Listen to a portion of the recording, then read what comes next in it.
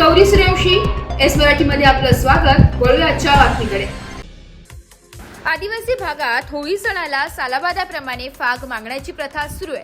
होळी सणानिमित्त बाहेरगावी असलेले रोजगार, नोकरी, चाकरमानी, कामधंदा निमित्ताने बाहेरगावी गेलेले ग्रामस्थ आवर्जून गावाकडे आले होते। सुरगाणा येथे होळी निमित्ताने दुर्गा देवीची 3 दिवस यात्रा भरली असून बुधवारी यात्रेचा दुसरा दिवस होता।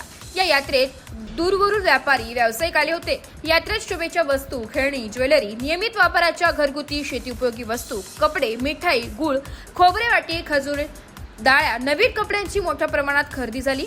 यात्रेचे आकर्षण म्हणजे चक्री पाळणे, रहाट पाळणे, मौतका कुगा, मनोरंजक खेळ, टॅटू गोंदणे याची रेलचेल होती। यात लाखो रुपयांची उलाढाल झाली।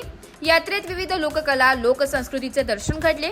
संबळाच्या तालावर सटवाई, मरीआई, डोंबारी मादळ नृत्य, पावरी नृत्याचे दर्शन घडले। लोकरंजनासह लोककला सादर करत या भागात फाग मागितला।